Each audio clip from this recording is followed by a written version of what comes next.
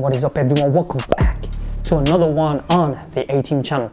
Today's one is all about the OFQUAL's update regarding the 2021 exams for GCSEs and A-levels, which I'm pretty sure you're all acquainted with, having read the 88-page document. If you haven't, then I've left the link down below, so get yourselves entertained on that. As some of you may well be aware, this update was supposed to come out on the 22nd of February, and well, as you saw, these guys don't seem to respect our time and really like to water the drama a little bit longer. I mean, you'll see as I get into it, even though this was supposed to be the be-all announcement for the exams update for 2021, turns out this update itself is partially incomplete, meaning there's more announcements to come from this. But having said that, we can still dissect the core of it and gain an understanding of what the situation for exams in 2021 means for you, so let's break it down. So back in January, Boris did his usual, read the script that was put in front of him and told all of you guys that exams are going to be cancelled, and then let a tug of war ensue between the Department of Education, OFQUAL, and Education Secretary Gavin Williamson. Yes, and that's to the point where OFQUAL put forward this ridiculous concept of mini exams into their consultation. Now look, just hold it right there for a sec.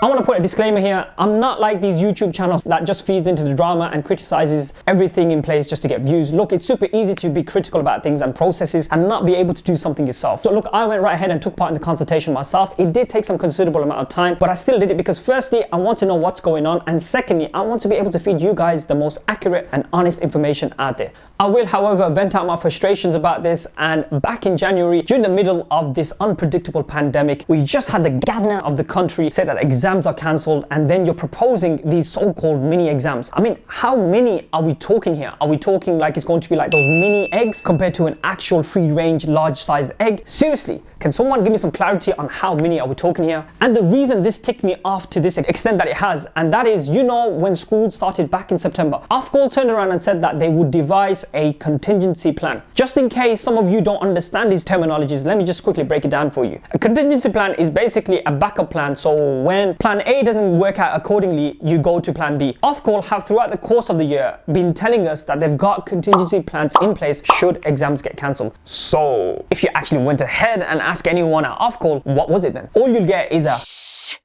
even James freaking Bond probably till this day didn't know what it was. That guy's a national treasure. This is exactly what bothered me. So if they had their so-called backup plan, then why were they opening up a consultation in the middle of January to ask opinions for these so-called mini exams? Exams that have not been created, nor do they exist, nor can the exam boards just create them from thin air. The point being is that I knew that this would be a farce. If you don't believe me, go and check out my previous videos where I've been stating that everything will go down the whole CAG route. And am I surprised that mini exams got the boot? Absolutely not. And Mr. Simon Libus, who is the third person to take charge at OFQUAL in the space of 6 months, has had to write and explain why these exams were not a backdoor, go through the alley way of doing exams. Well, guess what, Simon? The vast majority of people were not blind and were definitely not fooled by your choice of rhetoric. I think Simon wants to be doing what the folks at Cambridge International are trying to do to enforce the exams across the world whilst it's cancelled here in the UK. So look, that's my mini rant over. Sorry to anyone if that wasn't mini according to your definition. Anyway, so to make it very simple, the grades for students this year will be based on center assessed grades, where teachers will decide the students' grades. There will be no godforsaken algorithm in place either this year. And I can already see some of you jumping up and down behind your screens.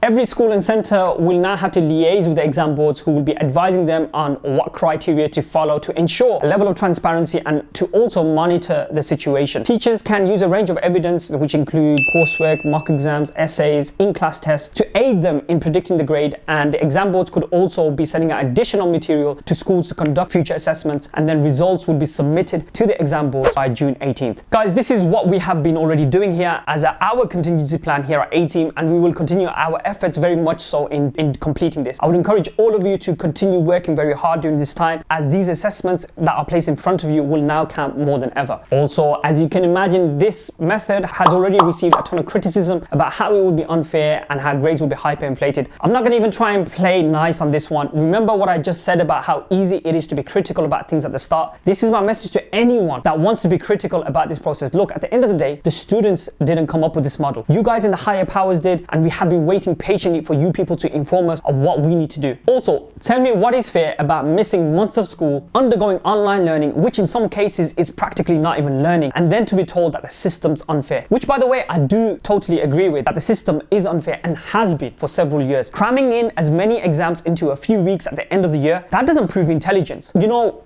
this is probably the right time to start looking at the UK educational system and maybe making some changes. Just have a look at the GPA point system or the Canadian educational system, which allows room for teachers to be put in a position where they know their students and can make a fair judgment on that. The problem isn't that grades are going to be inflated. The problem here is you have a broken system at your hands that drastically needs changing. So look, on that note guys, I know I got a little bit sidetracked, but I feel I just wanted to express my thoughts on this one, and that's because look, this somewhat does matter to me. Also, just before I forget, you private candidates, some of you for whatever reason have not got yourselves registered and aligned with the centre. I'm not sure why you've done that. Get in touch with a centre that can offer you CAGs using a thorough, well-devised structure. Otherwise, you may have to sit this one out and wait until the next examining period, which appears to be the autumn exams. So it's similar to last year. There will be exams for all subjects available in October and November. Lastly, your results will be out on 10th of August 2021 for AS and A levels, and 12th of August for GCSEs. I hope you found this one to be useful. I will be making some more specific videos that can really help you guys to do well over the coming weeks. So do give this one a thumbs up, and hey, get subscribed to the channel. My name is Amin, and I will catch up with you another time.